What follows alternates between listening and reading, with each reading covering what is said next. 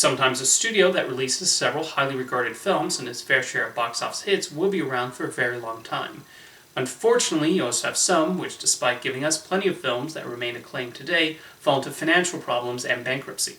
And that's what happened with Orion Pictures. The studio was founded in 1978 by 5 executives who had a successful run at United Artists for many years, but had major disagreements with then parent company Transamerica. This resulted in them leaving, with the rest of Hollywood saying Transamerica made a big mistake letting them go elsewhere.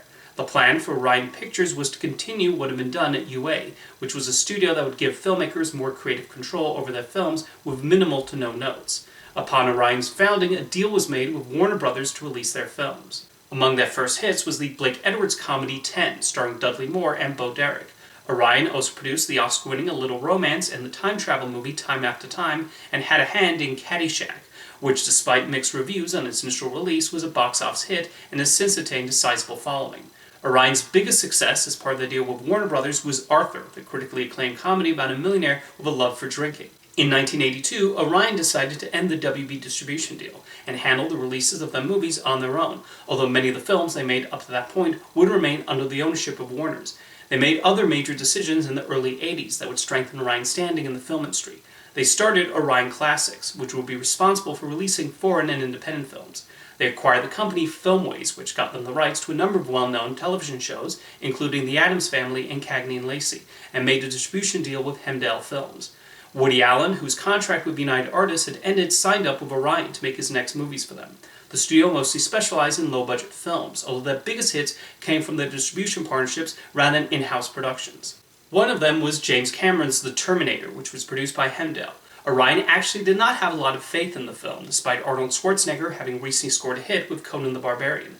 However, the film performed very well at the box office and did even better on video. Orion also handled the North American distribution of the first Rambo movie, First Blood, and released Milos Forman's Amadeus. That movie did way better than anyone expected, an almost 3-hour movie about Mozart to perform, and went on to win the Oscar for Best Picture. They did experience a high-profile flop with Francis Ford Coppola's The Cotton Club, which went wildly over budget. There was also Remo Williams' The Adventure Begins, which Orion saw as the start of their own version of a James Bond-type franchise, with frequent Bond director Guy Hamilton even helming it. However, that flopped, and even though Orion tried again with a Remo Williams television series, only a pilot was produced. There were nice successes to soften the blow of those films, though. The comedy Desperately Seeking Susan took advantage of the growing Madonna fanbase, while the Rodney Dangerfield movie Back to School was one of the biggest hits of 1986. Meanwhile, Hannah and His Sisters became one of Woody Allen's most successful films. Oliver Stone's Vietnam War movie Platoon then became the next Orion release to win the Oscar for Best Picture. Orion was now starting to replicate what its founders had achieved at United Artists with hit after hit. One of the studio's biggest gets was when they acquired a satirical science fiction script about a policeman who becomes fitted with robotic parts. That film became RoboCop, directed by Paul Verhoeven. The movie got a lot of attention for its comedic tone as well as extreme violence, though most audiences enjoyed it primarily as an action spectacle. RoboCop's box office success finally gave Orion the franchise they hoped to get from Remo Williams. Dan DeVito's dark comedy Throw Mama from the Train was another hit for the studio, as was the acclaimed baseball movie Bull Durham, starring Kevin Costner, and Dirty Rotten Scoundrels with Steve Martin and Michael Caine. Orion also helped save a beloved time travel comedy. Bill and Ted's Excellent Adventure was originally set to be released by the Dino De Laurentiis Group, but because of financial difficulties, that company went bankrupt, and Bill and Ted found itself sitting on the shelf with no plans to release it. Finally, Orion Pictures, along with Nelson Entertainment, came to the rescue, put it in theaters, and it became a sleeper hit. Unfortunately, it was soon after this that Orion ran into troubles. They released a string of films they had a lot of confidence in, but which pulled in disappointing numbers. One was the Jerry Lee Lewis biopic Great Balls of Fire, which was a box office flop. It was also criticized for sanding off the more controversial aspects of the singer's life. Despite starring Roseanne Barr in the middle of her sitcom's enormously successful run, and Meryl Streep, She-Devil was another underperformer for the studio. However, one of the saddest disappointments came with UHF. Orion was very excited to be producing Weird Al Yankovic's first major movie, and saw him as another great addition to their stable of talent. The film's fantastic test screening results especially gave them reason to expect UHF to score big at the box office. However, they made the mistake of opening it in an extremely competitive summer, and despite the film only having a $5 million budget, UHF did not come close to making its money back as it came and went from theaters.